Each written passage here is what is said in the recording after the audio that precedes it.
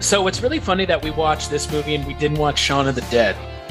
And I will tell you why. All right. Imagine if Shaun of the Dead was. Imagine if Shaun of the Dead was made with no budget. should be the byline of this movie. So Mike, you're joining me for the first Culture Cast. Well, not the first one, but you're joining me for your first one of November, which you helped program. Yes, sir. I wasn't invited to any of the others. Oh my fucking God. That's not true. That's not true, and you know it. I even said to you, if you want to be on all of them, you can. So these days, do you just like start up recording? You're just like, we're actually in the episode now? We're in the episode now. Okay, cool. Yeah. It did for the other ones, because I remember giving you a list like a long time ago, because I think we talked about this way back with Mike White March. And I was like, oh, zombies. And I was like, well, you should probably do those. I don't know. October. Well, here we are in November. And now you're doing zombies. Are you doing the one from Australia with the guy with the 3-barreled shotgun? You're talking undead? Yes. The Spearing Brothers movie. Which just is like getting now a big deluxe edition. That. Yeah. I tagged you in that. I thought that was kind of funny. Yeah, that was a good movie. Ed and his dead mother, they're all fun. This movie is not fun. It's weird, and I know we're going to talk about it a lot because there is a lot to talk about with a movie that if you're listening to this episode, we've done an episode on a movie called The Revenant before. It's not this movie. You're talking about the French film. Right, not the Leonardo DiCaprio one. The one that everybody knows that he won the Oscar. There's a lot to talk about. So yeah, on this episode of the Culture Cast, we're talking about 2009's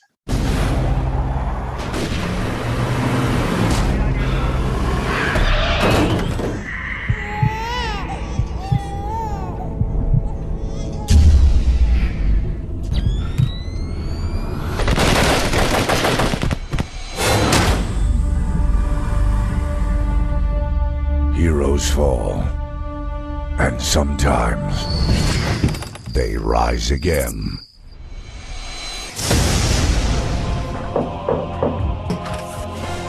What do you mean, Bart? You're supposed to be dead. So I get it. Get out of here! Dude, that's my rug? You're a Revenant. A Revenant? He will need to drink human blood. If he doesn't, his soul will be in eternal agony. I just want some blood. Okay. What type? Just give me some blood, lady, or I'll give you a bullet sandwich. I feel like I've been given a second chance.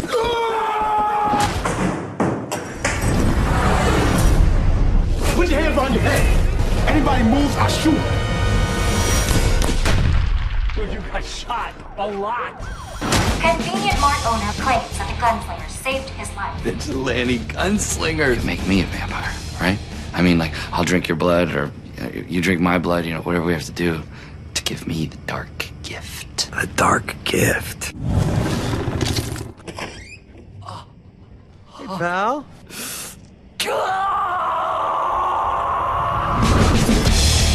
We're like vampire superheroes to protect the innocent. How cool is that? The vigilante gunslinger saved the day again.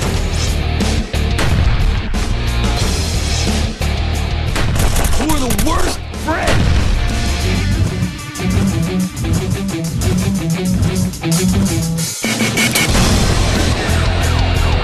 You suck your best friend's blood. Not like that.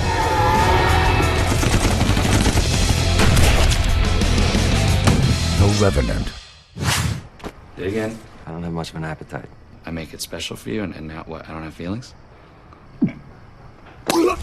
That is so wrong. So it's written, directed, and produced by Carrie Pryor. So we know who made it. Let's just put it that way. Oh, yeah. Yeah.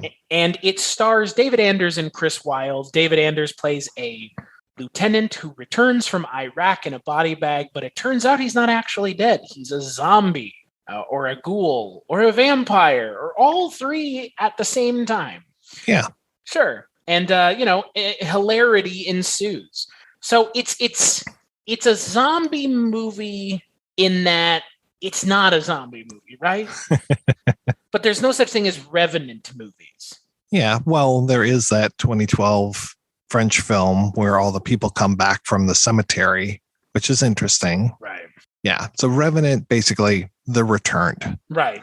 So I guess that's with the Leo movie, everybody thinks he's dead, especially after the bear attack. He pulls himself back together and comes back. But yeah, we've got this guy, Anders, coming over from Iraq in the body bag. And then, whoops, he's not dead. We buried him too soon. And we're never given an explanation as to why, for Nope. what reason. You get the sense that maybe there's more going on in Iraq than you're being led on to believe, but he comes back and all of a sudden he's back alive. It is almost like what would have happened at the end of Shaun of the Dead if it had gone a little further, right? Yeah, because you get Ed out in the shed playing video games. Right. And in this you have Anders, David Anders playing Bart, who's just wandering the street, but he's sentient. He's very sentient. Yeah, he knows what's going on. So, Mike, I want to know, why did you pick this movie? I happened upon this movie years ago, and I just really liked it. I like David Anders a lot. And ironically, I've seen him play a zombie before. He was one of the main characters in iZombie, right? Which is was a fairly decent zombie show. I think it lasted at least one season too long. I was about to say, I thought you were going to say one season. I was like, I thought it was more than that. Yeah, no. Well, most people wouldn't know that. I'll tell you that much. I can't remember how many seasons it was, but at the end of the prior one to the final one, I was like, well, that's it. They just wrapped up everything. And then they added a little tag. And I was like, are they doing another season? Sure enough, they did another season. So the fourth season. Yeah. Yeah. Because it really didn't need to be all that. Sounds like that Army of Dead TV show. Okay. Or Ash versus Evil Dead, where it's like, the show's over, right? Like, the show's over. Nope. One more season. We're going to reboot the entire show. And we're going to bring Lucy Lawless back, even though her character was killed in the last season, but she'll come back as a different version of Ruby. I've seen The Sopranos. You're only allowed to do that one time. They did it once. It's strange to me that horror TV shows seem to be the ones that always overstay their welcome. Right. They're always like, it's always like, well, if only we hadn't gone one season. It's like, yeah, really? Well, Anders was, I don't know if he was in more than one season of Heroes, but I know for sure he was in the second season. But my God, that show should have just been one season. I was about to say, that's a one season. It's like True Detective. Oh, yeah. Yeah. The end of that first season, I mean, it just shit the bed. And then it's like, oh, great. Here's a whole bunch more. No. I think that lasted 5, maybe, but didn't they bring it? Doesn't they also bring it back at one point? Yeah, maybe. Yeah, in they brought it back in 2009. Okay. Or no, I thought they brought Heroes back after it had been off. I don't remember that. Fuck that show. Oh my God. Oh, yeah. Talk about a show that nobody needs to be revisiting or putting any stock into or even talking about. My Lord. I had never seen David Anders in anything else. Okay. It was the first thing I'd seen him in. Yeah, I really like him a lot. He does a really good, I don't know if he's British, but he does a really good British accent. I think his character in Alias might have been British, but he is from Oregon. Oh, okay. Well, I guess he's not British then. But he's one of those American actors who does British accents really well, I'm assuming. Yeah. And then Chris Wylde, I remember seeing him in a lot of smaller parts. And then he actually showed up in an episode of, I think it was Trading Spaces, which I was a huge Trading Spaces fan. So actually, it looks like he showed up in a bunch of episodes of Trading Spaces. That doesn't make any sense. Maybe they were doing, it looks like Top Living Rooms, Cast Gone Wild. So it was like clip shows. But the one that I remember was Los Angeles, Willoughby Avenue. And it was just like, hey, it's that guy, Chris. And they really didn't say that he was an entertainer. It's one of those like, oh, you guys know that this show is like a little fake, right? But he had already done a bunch of other stuff already by that point. Looks like he's done a lot. He's done a lot of voice acting. He was in Evolution. That's what I remember seeing him in. But he's like one of those he's one of those 90s 90s early 2000s character actors.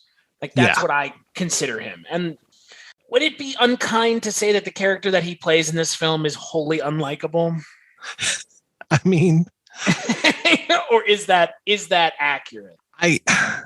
I can definitely see that. I mean, the guy fucks his best friend's girlfriend before the corpse is even cold. Before the body's even in the ground. The day of the funeral.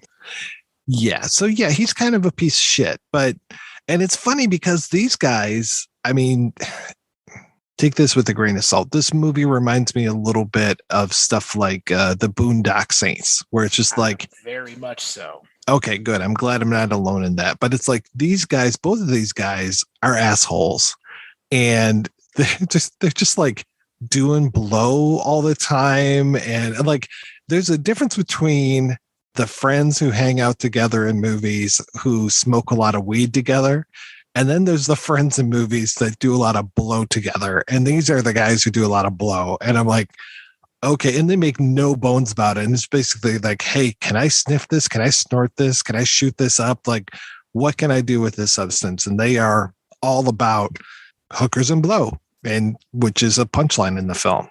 What's funny about this movie is it feels like Cary Pryor didn't have one idea. He had a bunch of ideas, because you have, okay, so you've got this guy who's in the military, right? And he dies, and then he comes back, and then he has to drink people's blood. So he's like kind of like Dexter, which is on at the time. Right. So he's killing bad guys, which is like Dexter. But then he also is a bad guy because he is clearly killing people. So he is morally corrupt and he's drinking their blood. And on top of that, he's friends with this guy who's also clearly morally corrupt. And their friends are all morally corrupt too. Yeah. So it is like very much Boondock Saints. Like it's like if Boondock Saints met a zombie movie in a lot of ways. But I say the idea of like, there are a lot of ideas and there's a lot of ideas and not enough time in a movie that drags, because they don't give their vigilantes enough room, and they don't give it like a storyline. They just do this like really cheap, like green screen montage instead. I mean, the problem with this movie is there are some things that look really good, and there are some things that just look wildly cheap. Like cheaper than I would have thought in a movie like this. Well, it's like they're reveling in the cheapness, especially when it's like they'll take the images of them, which are clearly still frames, and blow them up and stuff. It's like, okay. Or when they're doing the gun thing where it's like, they're really jerking their hands to make the recoil of the gun. It's like, no. Right. God. Yeah, there are some good ideas in this movie that they don't go far enough with, and it's too bad they don't go far enough with them, because there's too much going on, right? Yeah, it's a little too much for an hour and 53 minutes. I think it is. It should be a solid 90. I think if they cut it down, it's too long for an hour and 53 minutes. Think about that. Yeah, they should have cut it down a little bit. And I'll just put it out there. The racial politics a little questionable as well. Oh my God. They're dropping the N-words and F-words like nobody's business. Oh, and that, the first guy they kill is like a gangbanger cholo type guy. And the second guy is a black dude. Oh, hold on. You're going to gloss over the fact that the Latino gangster just keeps going, you like Mexican pussy, man? Oh, God. Yeah. What?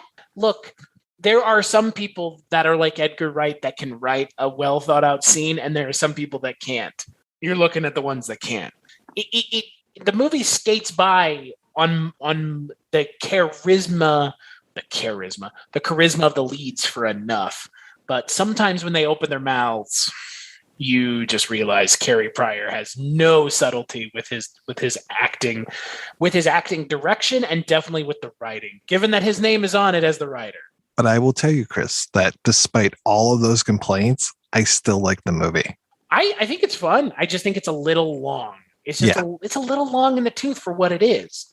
It is kind of I don't know, maniac cop-esque. I mean, it's kind of like a lot of different things. And I think that also hurts the movie because the tone of the movie is all over the place. Mm-hmm. You have some pretty gross moments. Like, this is the thing. Like, this movie is supposedly funny, and I didn't find it funny. Because they're like the things that are meant to be funny are kind of like disturbing. Like when he's just like puking in the bowl of food, it's supposed to be funny, and it's like, this is just disgusting.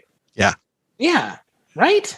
Yeah, they don't really explain where all that puke comes from and like why it only seems to happen certain times, because he'll take a big old slug of whiskey sometimes. It's Right. like, I don't think human food should be able to be in your stomach. Like, that should be a complaint. Like, I cannot eat anything or drink anything other than blood, which I think has come up in a movie before, and I'm trying to remember what the hell it was. It's not Daybreakers, is it? Maybe, but is it Near Dark? maybe. Not sure. What I'm trying to figure out about this movie is, did Carrie Pryor make this movie trying to be like, this is the story of like what happens with the first zombie that gets made? Like, I can't figure any of this out with this movie because the way the movie ends is so weird. Like, It takes a weird turn, right? This is just a strange turn. Yeah. It takes a turn that I'm not going to say is unwelcome, but it feels like another movie. It feels like there are 4 movies crammed into this movie. Yeah, because once he bites Chris Wylde and Chris Wylde also becomes a ghoul, then that becomes a whole other thing. Then they become the buddies that are going out and doing all this shit. Boondock ghouls. Yeah, basically.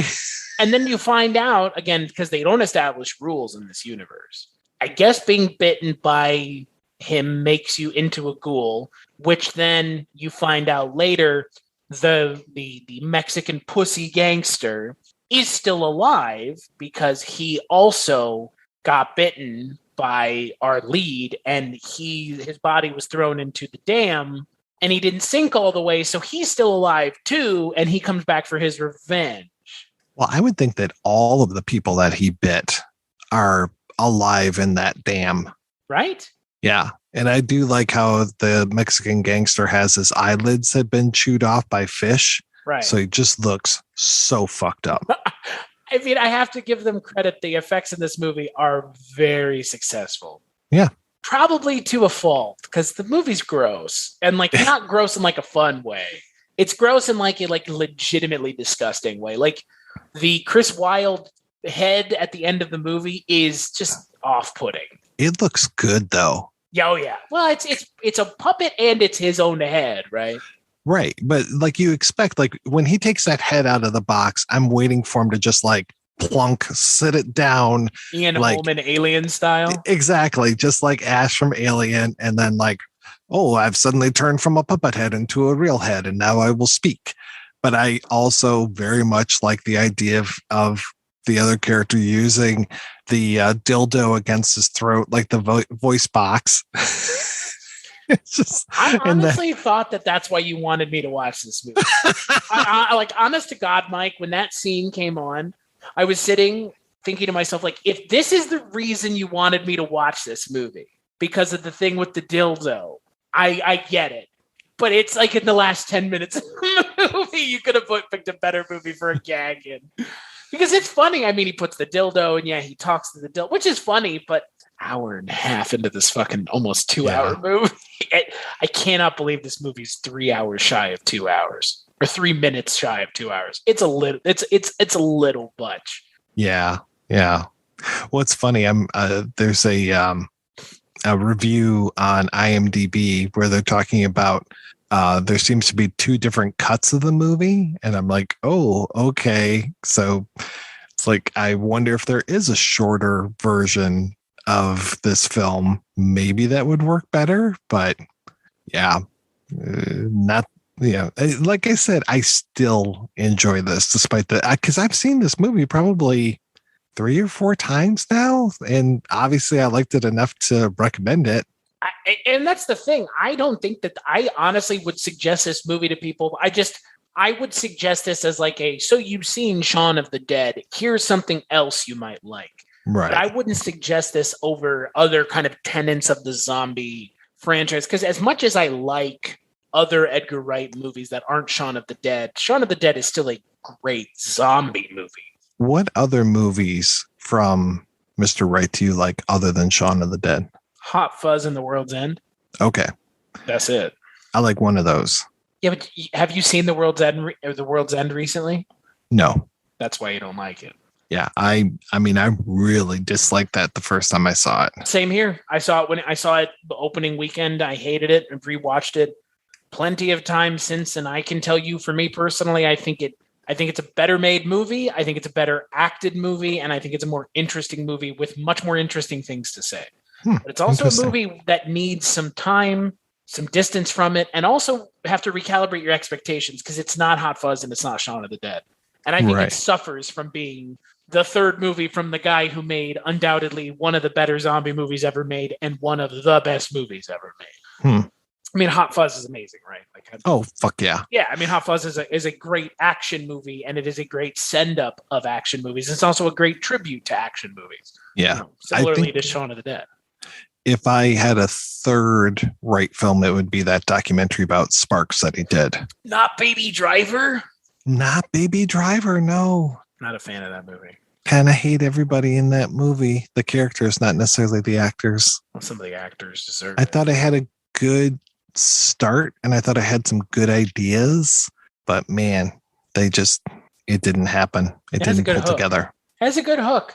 Mm-hmm. I just don't think it's much more than the hook. Yeah.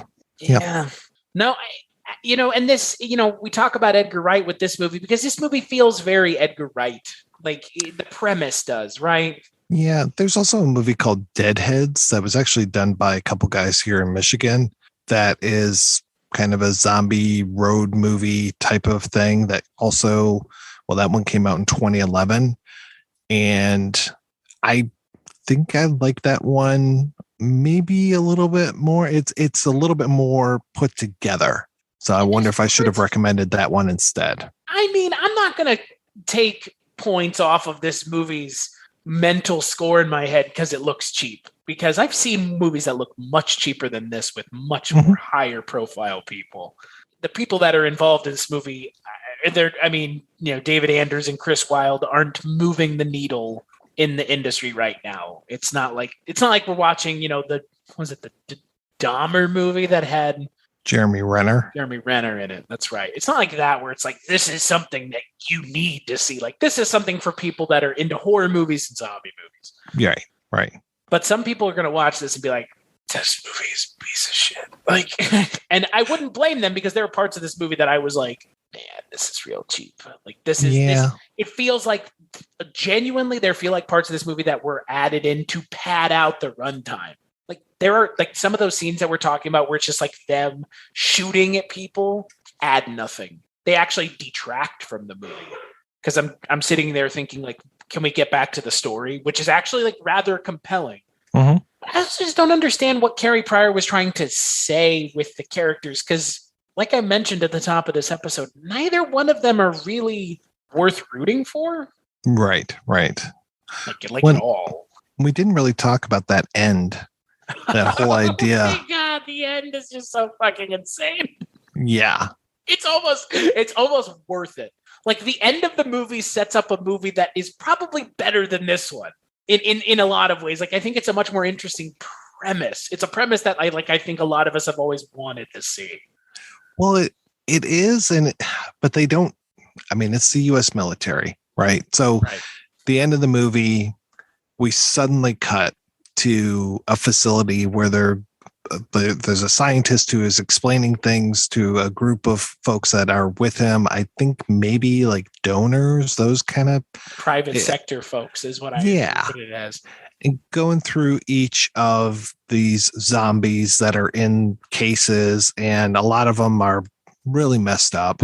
I mean, they were all messed up. Was one of them the guy's girlfriend?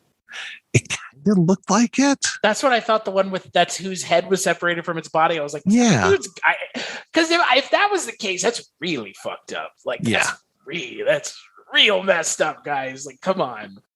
And So they're going through each of these zombies, and then they finally get to our main zombie character, and he tries to salute, but he doesn't have an arm. And they're like, "Oh, you're former military. Okay, well, this will make it easier for you." And they're going to drop zombies onto basically wherever, but most likely Iraq, because that's where the movie starts, and fight a war with zombies. But it really isn't going to work, because if they bite all these people, they'll all come back as zombies, and then you'll have a whole bunch of Iraqi zombies. Yeah, they drop them on the Iran-Iraq border to go. Right. Yeah, it like I said, it's a premise that I've always wanted to see, but it's also a premise that doesn't make any sense. Right. Then you just have a ton of zombies. I mean, if they drop like werewolves on them, then that'd be something. Or you know what? Or velociraptors. I mean, that was the thing about Jurassic. I mean, that was, that when you were saying like they're giving them a tour, like that's what it reminded me of, is that scene in Jurassic World where you have like all these like random like stooges walking around in the lab, like looking at the dinosaurs. Like that's what it reminded me of. And it's like, but in this movie, it makes no sense because it comes out of fucking nowhere. Yeah. Yeah. You have him trying to kill himself a bunch of times, Groundhog Day-esque. He jumps in front of a train. He tries to blow his brains out. And then he just dies after a really weird.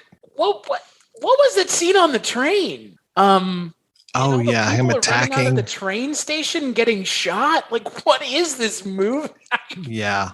I couldn't. And again, almost all Latin people in that train. Right. And it was like, was it trying to upend our expectations of zombie movies?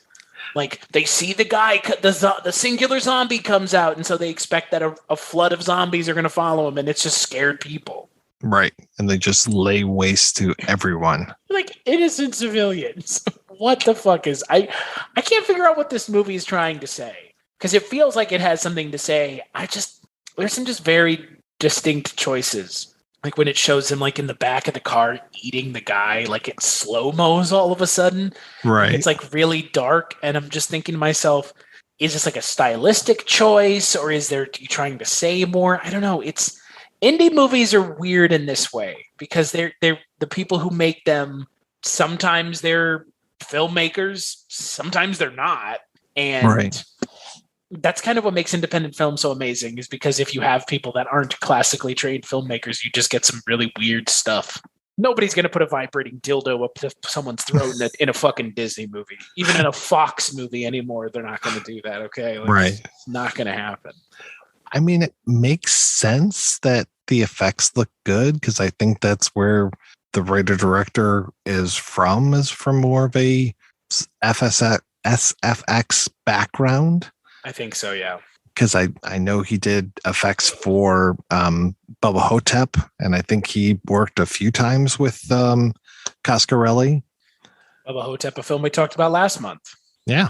Which makes sense now because, boy, the lead kind of looks like Bubba Hotep, huh? I can see that. I mean, he kind of does. He has the it's very sunken in with the pronounced like eyelid area. Yeah, he did visual effects on Bubba Hotep. And he got a thanks on a movie that you and I talked about many moons ago. John dies at the end. Yeah. Another Coscarelli. Another good movie. Another weird movie. It kind of is in the vein of this movie. This movie just is it weird how long this movie is?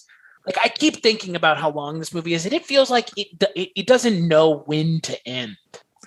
Yeah. Right? I cannot for the life of me figure out why they went with the ending that they went with, unless they couldn't figure out how else to end it. Because they don't hint at that ending at all. I didn't mind the ending at all. It's not that I minded it or not. It's just, it's weird to me that is where they went after they exhausted all the other options. Like that military dropping them into war zone angle, that was never hinted at, nothing. That comes out of nowhere. You're just taken aback as an audience member when you're like, okay, so now they're weapons. Mm-hmm. All right. I mean, okay. Is that movie worth telling? Because that's the question, right? Is that movie worth spending this entire movie telling us about that movie that never is going to get made? Right.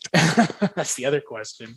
Yeah, because that's the other weird thing with Pryor, is it feels like he's got a lot of projects, and a lot of them are pre-production. I think there's one that's listed as post Virgin Forest, but a lot of pre-production type stuff. And his website, which I don't think has been updated in a while, seems to have a lot of like, hey, here's this project, and there's this project, and there's this project. And I understand it's incredibly hard to get films made. Oh, yeah. But at the same time, it's like, okay, dude, you got a whole lot of stuff going on here. Yeah, 2017 looks like the last time that stuff has been updated. And he's got, let's see, Super Alpha Kill 666, Virgin Forest, Slasher, Saturn Particle Rampage, and Mr. Robot Sex Toy, all his projects. Okay. Is that all one project? My Robot Sex Toy, Saturn Particle Rampage seems like it's close-ish. That's got 2013 as a copyright. And like I said, Virgin Forest seems to be the one that's closest to being done. And then there's a one that's a documentary that looks like he's working on that as well. How do you feel about this movie kind of being a bait and switch? As far as what? I keep sitting here looking at the poster, and the poster is advertising a different movie. Is it the one where Wylde's got the shotgun over his shoulder? Yeah. Like, what movie is this advertising? But because when I'm sitting here thinking about it, there's the scenes of action in this movie are bad. Like these are these green screen things we're talking about. Right. And they're selling this movie as like an action movie on the poster, and the action is terrible. I mean, it's objectively bad. It's not like I don't like it because it's, Paul Greengrass naturalistic style, or, like the Bourne stuff where there's no style and it's all very raw. This is bad. I don't understand why the way you advertise this movie is not playing up that angle, because that angle feels undercooked in the movie. Of all the things in the movie that feel undercooked, them being the vigilante guys is very undercooked. I mean, I can't speak to posters because there have been so many awful posters for great movies. That's fair. But you see what I mean, though, right? Like, who they're trying to entice to see this movie doesn't feel like the actual audience who would appreciate. Oh yeah, no. If I bought this with that cover, I would probably be a little upset. Yeah, but for me, I enjoyed it. I think God, what the fuck does it remind me of? It kind of reminds me of Daybreakers, honestly. I can kind of see that. Yeah, it's just he's got that same kind of palette. I guess it's not this movie's pretty nihilistic. I mean, there's that. We didn't even talk about the worst aspect of this movie where the main character kills his own girlfriend. Right.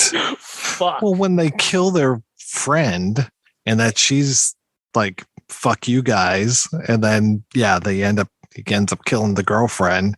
Though it feels like that was a mistake. It doesn't feel like he was doing it out of malice.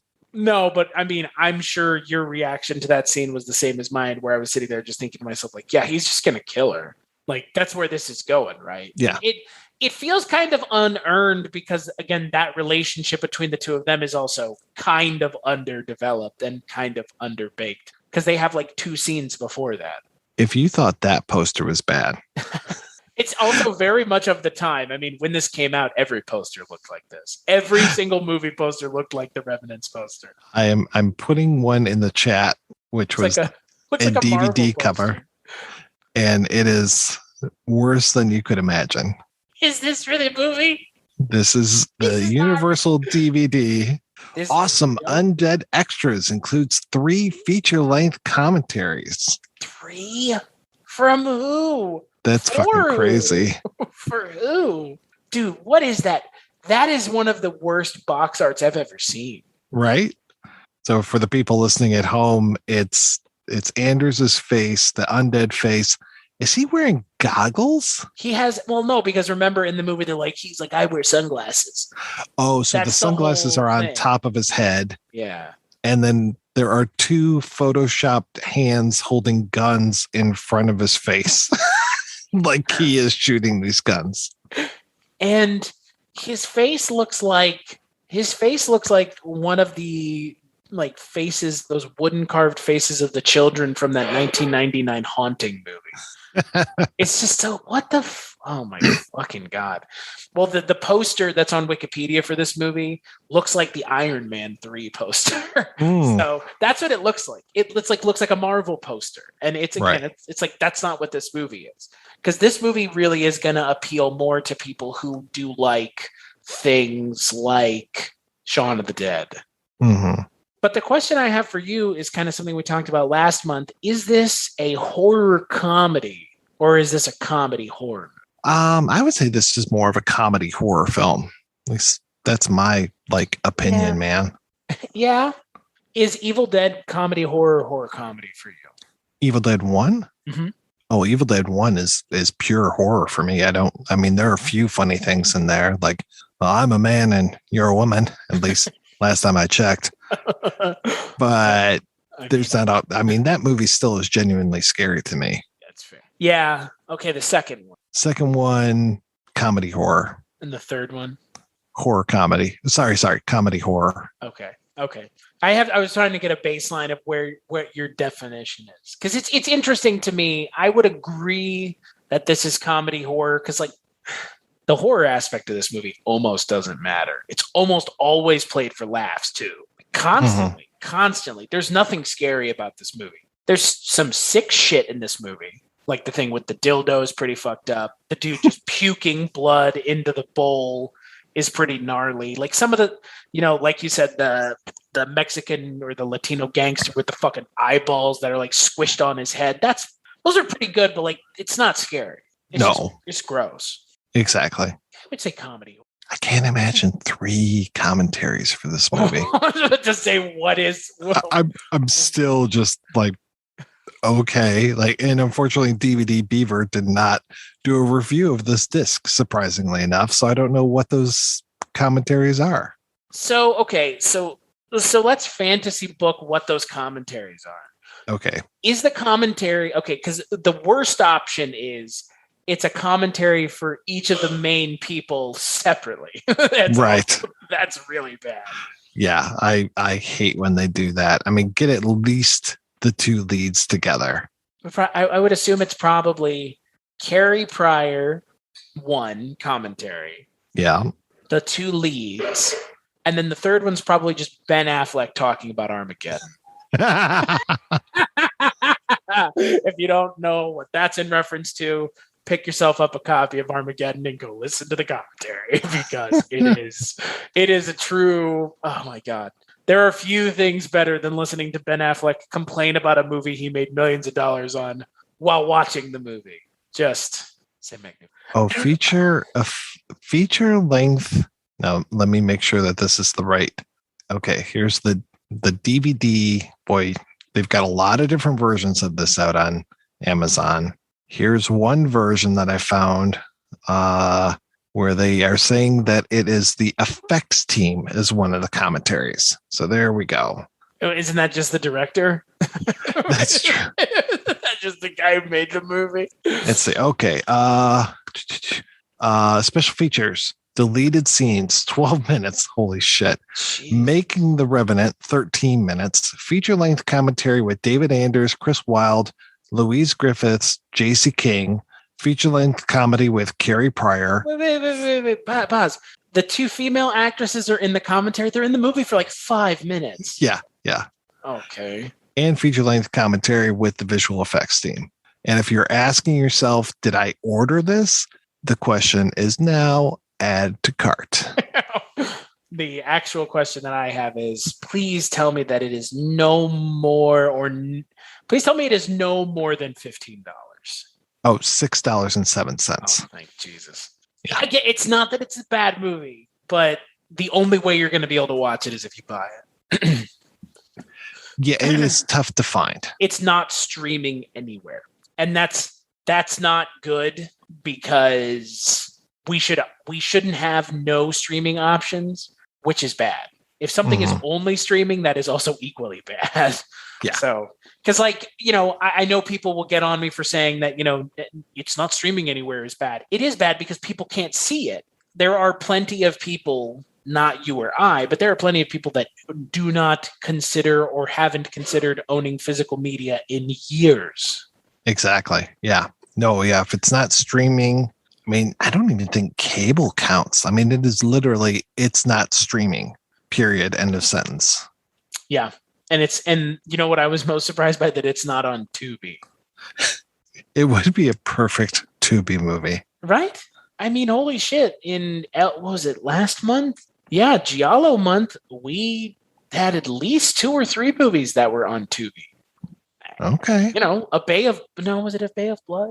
No, it was Twitch of the Death Nerve. No, those are the same movie. It's tough with those titles, isn't it? There was some movie there were 2 or 3 movies that were on Tubi.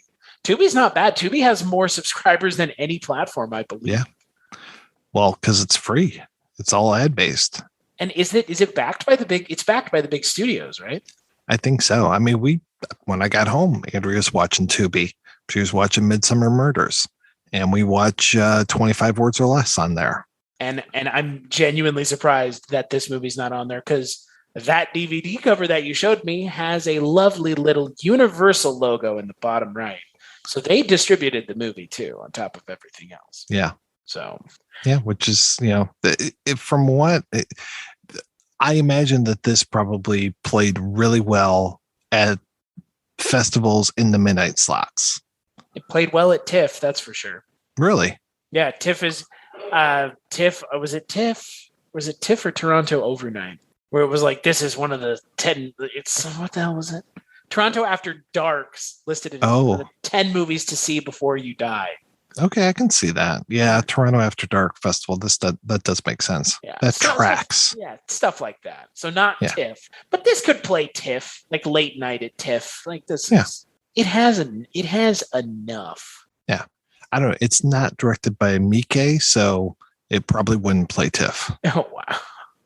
All this movie's lacking. Sorry, Colin. I love you, but a little. It's too much with the Mike. Thank you. I think. All this movie really needed was like one big name, and it probably would have been a little bit more known. It's like lacking. It's Billy Connolly or Willem Dafoe.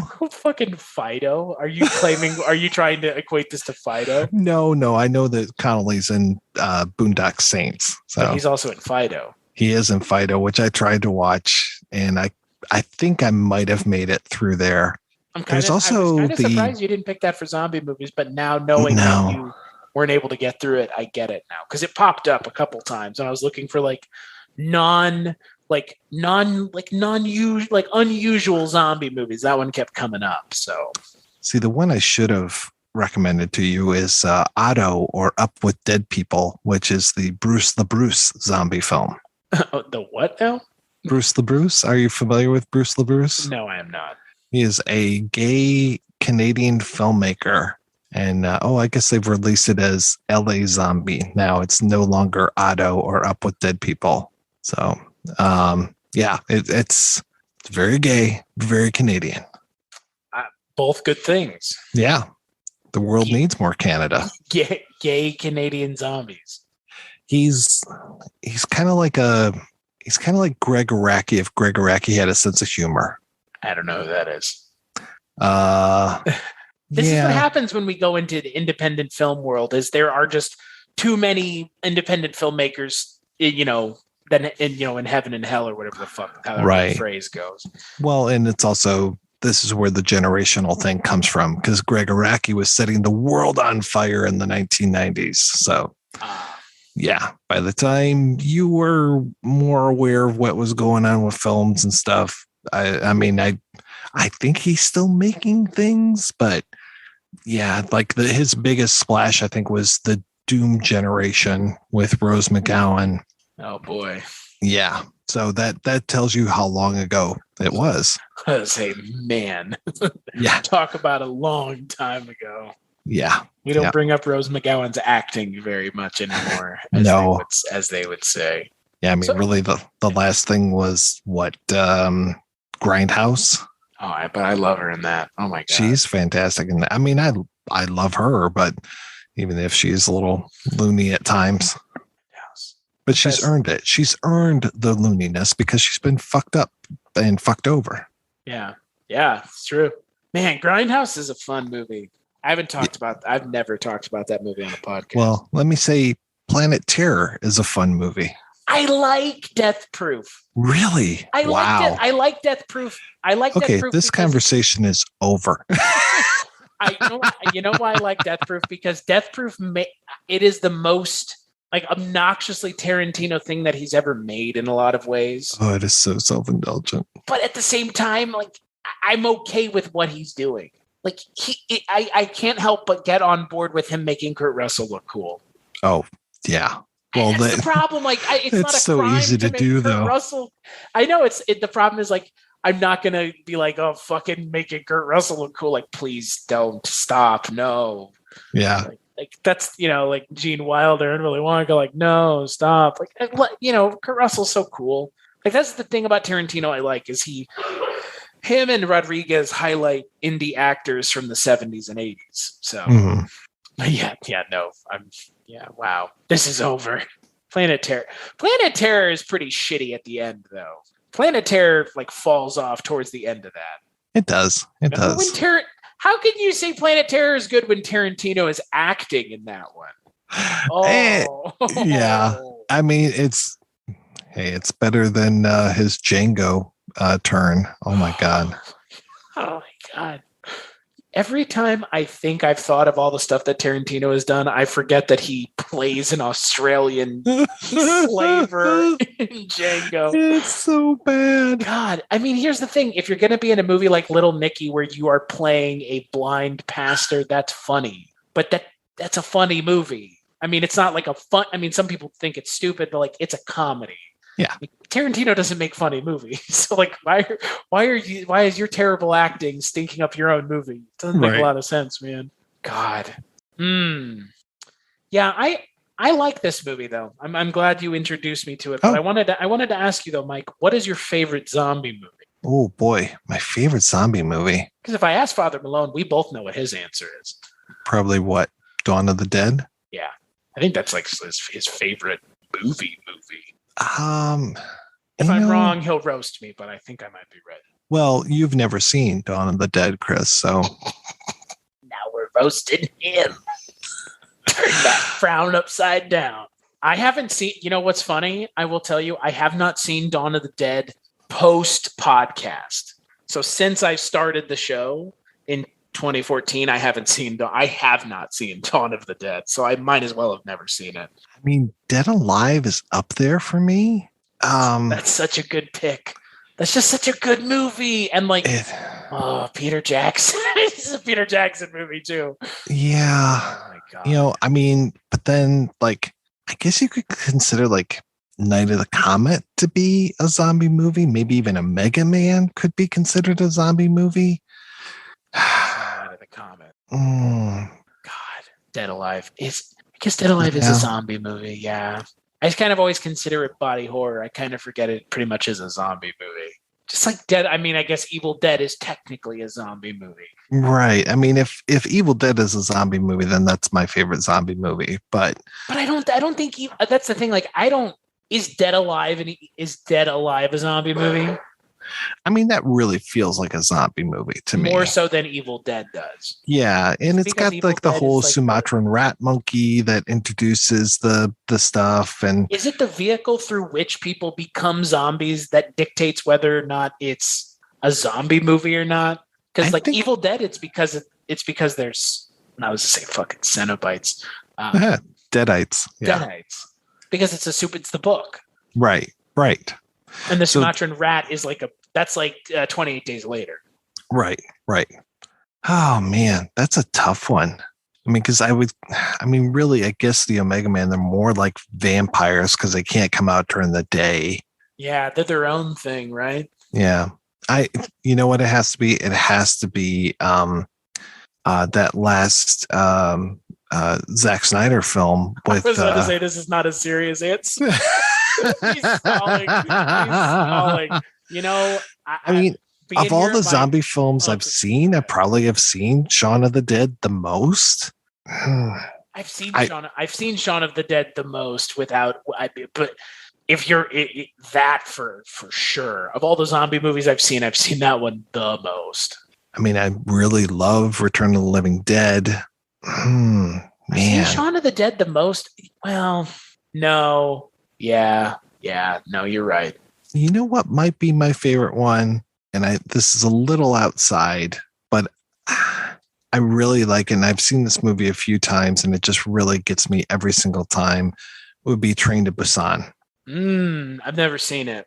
I really like that one. Return, I think, you said Return of the Living Dead, which is my answer. And Father Malone, that might be, he might have a hard time between that and Dawn of the Dead. Because, man, Return of the Living Dead, I watched it last week. It's just so good. It works, right? I mean, we're talking about Barney Miller with Don Calfa. I mean, he's so good in that movie. Oh, I mean, my God. When those half dogs came alive, when I was a kid watching that, I was freaking the fuck out. I have a pin on my backpack that I used to take when I would host trivia, and it's an enamel pin of the half dog. Nice. Yeah. It's, you have Clu Gallagher, and then you have like a ton of just like character actors. And Clu Gallagher is just absolutely fucking nuts in that movie. Right. It's Clu Gallagher, and who's the other actor? Because it's like these two older. Oh, what's the other actor's name? Because Clu Gallagher is the guy who owns the place, right? And you're talking about the guy who actually gets gassed, right? And who's dead? James Karen. Yes. Yeah. Oh, and he's great too. He's like super like, oh, it's so sad when he kills himself in the furnace. Yeah. And he like hangs his ring. Oh my God. What a great zombie movie. But it is also a zombie movie that exists because of Dawn of the Dead. So yeah. Or Night of the Living Dead. I mean, Night of the Living Dead is still really fucking solid. Even the remake of it is pretty good. The one with Tony Todd's not bad. I haven't seen. I should. What's the other thing? The super duper meta thing. Zombieland. Zombieland. No, what's the thing that Mimesis? Oh, okay. Yeah. Return of the Night of the Living Dead, right? Right. Yeah. Oh my God. Zombie. I forgot. You don't remember they made a sequel to Zombieland? You remember that? Oh, I watched that piece of shit. Did that come out pre or post pandemic? I think it came out during pandemic because it was supposed to come out. We're not post pandemic. So it came out post 2020. I think it came out while the pandemic was happening. Like it was supposed to come out theatrically, and then it got delayed, and then they ended up releasing it like VOD, etc. And I was just like, wow, this was a piece of shit. I'm sure glad I didn't spend any money to see this. Zombieland. Oh, double tap. God. Oh, it's so bad. They had no fucking idea what they were doing with that movie. Well, and it's in the insanity of stuff like that it's been like what, a decade, guys. At some point, we have to just go. Zombieland needs to be gone and done, and we're just moving on, and the world doesn't need Zombieland. Yeah, that was really such a thing. As far as like, hey guys, you release the sequel the next year, not this many years later. Yeah, like it was like Anchorman. Anything else? Right. I don't need to see everybody looking sad and old a decade later. Yeah. Like it's, because the Will Ferrell shtick is now like old. Are you talking about are you talking about Indiana Jones? Just how sad and old? I was talking to Cullen today, and him and I were talking, and he didn't realize that Indiana Jones 5 was actually happening. And when I reminded him, it saddened me to have to let someone know that, yes, this is happening. And I related to him by telling him the thing about, I'm sure you saw the shot of like a stuntman wearing a silicone Indiana Jones mask. No, I hadn't seen that one. Oh God. There's like a picture of a stuntman wearing one of those, like, you've seen them, like they have like a Putin and a Trump one. Right. It's like those super realistic silicone masks. Oh, someone God. wearing a Harrison Ford one driving a motorcycle. Oh, and it just, talking about zombies and things that need to die. Mm-hmm. God, just, as much as something like The Revenant looked shitty in parts, at least it was an original idea, and at least it wasn't a franchise, and at least it wasn't owned by Disney and doesn't look heavily polished. I mean, there's something to be said for that. Because like the zombie movies that are coming out now are not necessarily, you've already mentioned it, things that I want to watch. I'm not going to watch Army of the Dead. I'm just not going to do it. I'm just not going to do it. Oh, I haven't heard anybody talk about what's the sequel or the prequel to that. Army of Thieves. Yeah. And I'm just like, has anybody seen that? It's a prequel. It's a prequel to a zombie movie that doesn't have zombie. Yeah. There's better things to watch on Netflix, like the 9th season of The Great British Bake Off, which I know you are totally enthralled by as well. Heavily invested, yes. I am heavily invested. If Jurgen doesn't win... Oh, I really wish it was riot. Giuseppe, though. I like Giuseppe so much. I mean, either one of them, right? Yeah. It has to be the two of them and someone else. But if the two of them don't make it to the finals, I will be shocked. Well, legitimately shocked. I heard that Matt Smith might be leaving. Really? Yeah. I would be very happy if that happened. Why? I don't like Matt Smith. Is it Matt Smith? Lucas? Matt Lucas. If it was Matt Smith. I don't like Matt Smith either. Fuck that guy. Okay. Matt Smith is good looking and he's a good doctor. No. I disagree with both of those things. And I also don't think the bow ties are cool. Oh, that's fair. Why? Wait, did they say why he might be leaving? No, but it could just be wishful thinking. Was he? Remind me, was it originally just Noel Fielding by himself? No. Well, first it was Mel and Sue. It was that woman. Yeah, it was Sandy Topsky and Noel together. That's what then Sandy left, and now it's Matt and Noel. Man. What is your like, if you could make, I know we're completely off topic, but I'm curious, if you could make a combination of judges and hosts, what would your combination be? I mean, I still miss Mel and Sue, but I like Noel a lot. I mean, Noel Fielding is just, he's old Greg, for fuck's sake. Like, he's old Greg. He drinks Baileys from a shoe. Like, if you don't know what I'm talking about, I don't know how any American would know who the fuck he is otherwise. Like, yeah. Like, really, like, how the fuck would any American really know who Noel Fielding is unless they've seen Old Greg or I guess that like British quiz show thing that they do at the end of every year. Yeah, his humor does not translate over here very well. I mean, it's more subversive than Monty Python. Yeah. It's so subversive that it's too subversive for American audiences in a lot of ways. I mean, he was one of my favorite contestants on Taskmaster, but really, pretty much when you're on Taskmaster, you automatically go up so many points in my book. That's fair. He's really good on Great British Bake Off. I like him a lot, even though he was picking on people last week. But did you? Oh, I would assume you don't have TikTok, right? No, but Reddit has become like the haven for TikTok. Great British Bake Off, the Liverpudlian female baker who I absolutely fucking adore. Oh, the one with the orange hair? Yeah, she clapped back on Noel Fielding. She's awesome. So she clapped back because he said something about Princess Leia, something. Right. Something. She clapped back on TikTok and said, "An elongated Lord Farquaad." But if you can't tell, the Great British Bake Off is I think it's something worth watching if you're into cooking stuff. I don't know. It's a very British cooking show. It blows people's minds to learn that there's no cash prize. Oh, well, the thing that gets me is how people help each other. Yeah, it's so un-American. Like, so un-American. Yeah, I love it. No egos whatsoever. Yeah. And yeah, people start to cry and then they get comforted by other contestants and it feels like they really make friends with each other. I love one of the best things in the world is that final episode when they go through and say who's doing what now.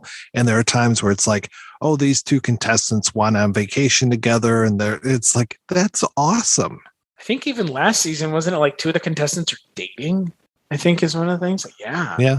No, For me, it is a show that it is such an like antithesis to American cooking shows. And I fucking hate American cooking shows because they're so mean spirited. Like cooking is fun.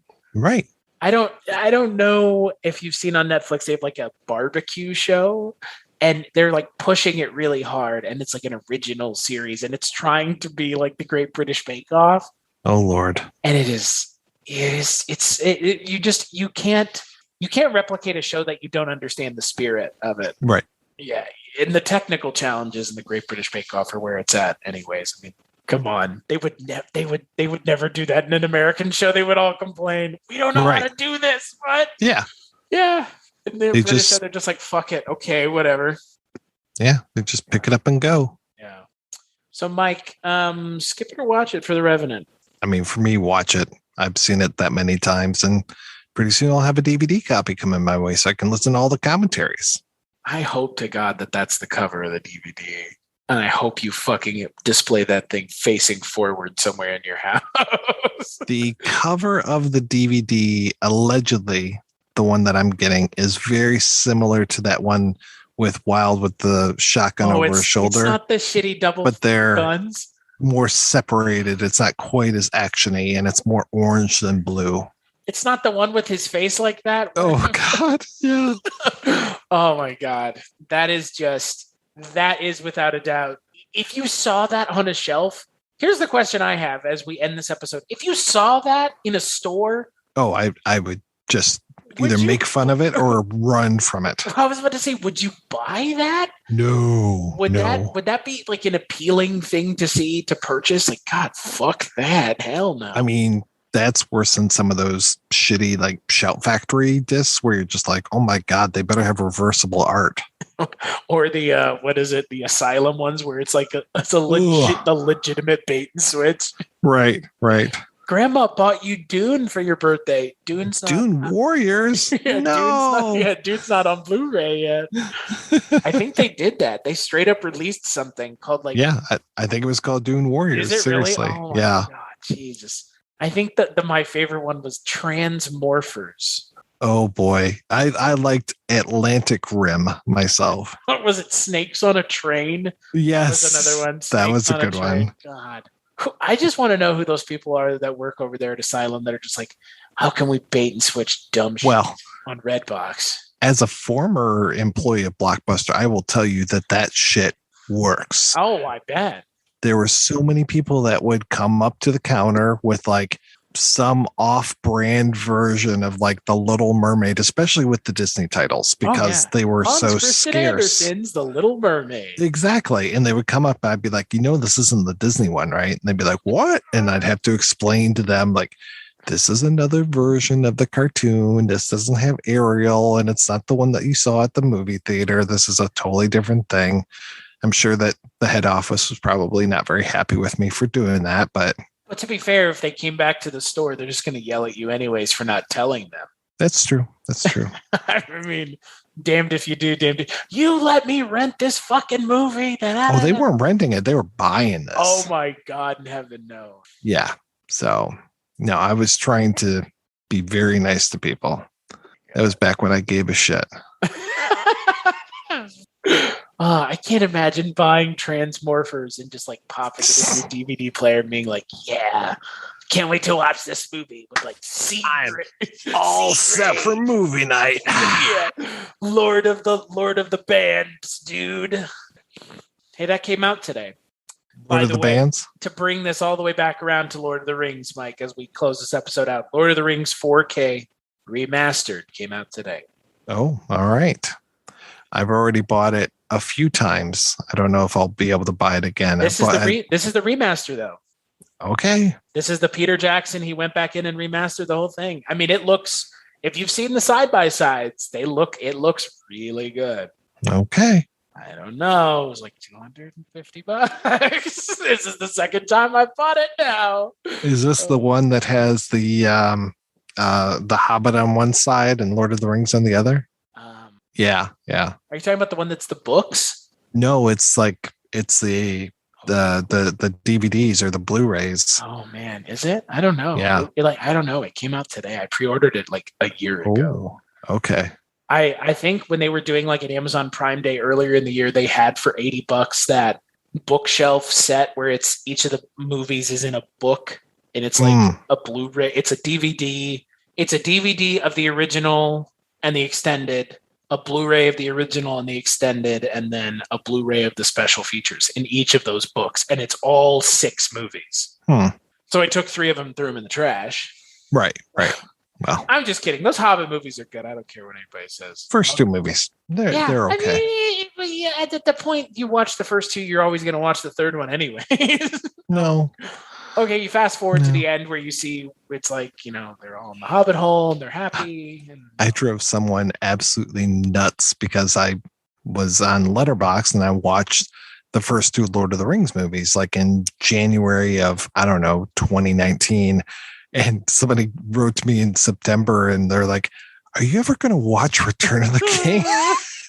It's like, no, I'm okay. I mean, I like Return of the King, but, at the same time, I don't want to cry again. Yeah, so. Right. I can only cry so many times. Exactly. Good. Go off to those, those other lands. Yeah. So. And plus, when I watch Return of the King, I just want to sit down and watch The Hobbit, and I don't have that kind of time right now. No. Yeah. So, Mike, on that note, let's take a break and we'll play a preview for the second to last episode of Zombie Movie Month.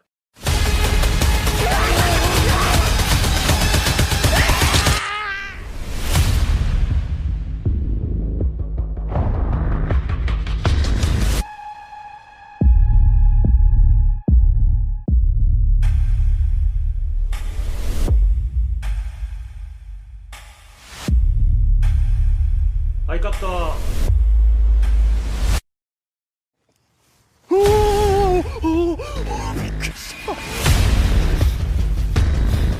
デートしたじゃないですか。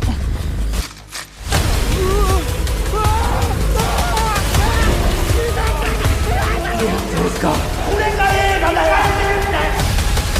撮影は続ける。カメラは止めない。やった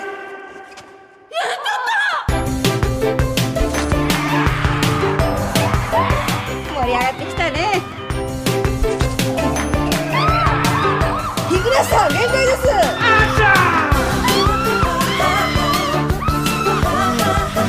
リアルっすね。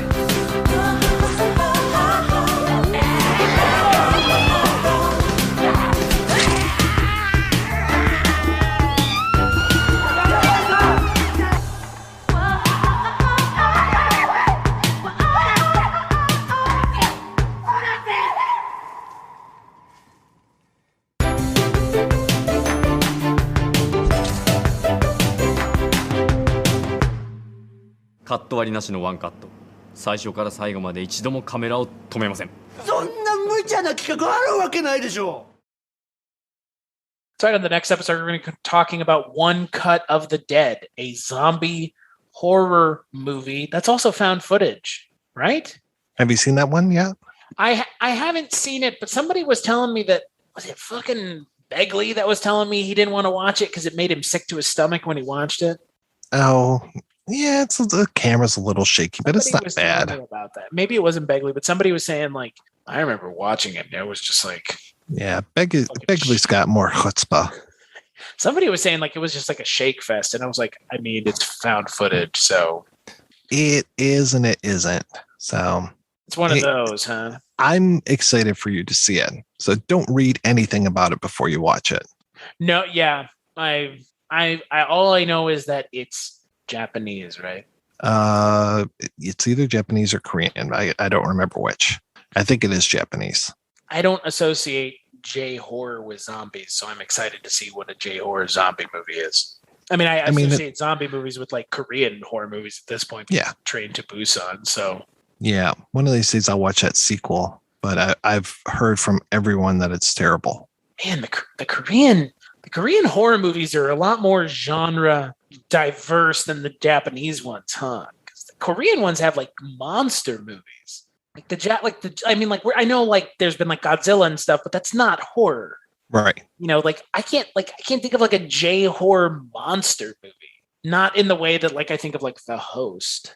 Right. which is the Host is a fucking wild ass movie. Hell yeah. You've seen it? You've seen it, right? It's been a long time, but yeah. I saw that when it first hit Netflix or Amazon Prime. Back in the day. Yeah. Because if it's not streaming, I don't know where to watch things. Yeah, right. Boy. So, Mike, until then, where could people find the Projection Booth, the world's best movie podcast? Strangely, you can find it at projectionboothpodcast.com. What do you know about that? I was about to say, now that's the name of that too. Saying that, I said that shit also once before today, and I was like, man, this fucking don't leach into my real life party. You're a fucking Beretta. I love it. Oh my God. That's just like such a cool, gotcha. Yeah. Yeah. Hey, at the Projection Booth, have you ever talked about Rankin and Bass? Is that still a thing you still do that? Chris, that's another show that we do called Rankin on Bass. Lord. That we'll be recording tomorrow night, talking about Mouse on the Mayflower. I know, my Lord. Yeah. It's been a year since we started that show, too. It has, yeah. Started with Christmas shows, and now we're talking about a Thanksgiving show. Time is a flat circle, man. It goes around. God. But hey, you know what? If we didn't have podcasting, what would we be doing with all of our spare time? Yeah. Hookers and blow. Yeah. Something productive. Oh boy. But anywho, on that note, you can find me at cstashy.com. That's my link tree. Go there. Like Mike said, we do some other shows together. Barney Miller, Rankin and Bass, the often forgotten but never underloved Dreams for Sale, Kolchak, Barney Miller. I think that's everything. I've been on pretty your soon. show. The Shabby Detective. The Shabby Detective as well. Yeah, God, yeah. There's never a shortage of things to talk about. Oh, boy, just imagine. There are things that will never be talked about in the history of time, but there will be plenty of things that have not had people shut the fuck up enough about. Oh, God. But on that note, Mike, thank you for joining me for this episode and for helping program the month as well. Well, I hope you enjoyed the rest of these films a little bit more than The Revenant. Wow.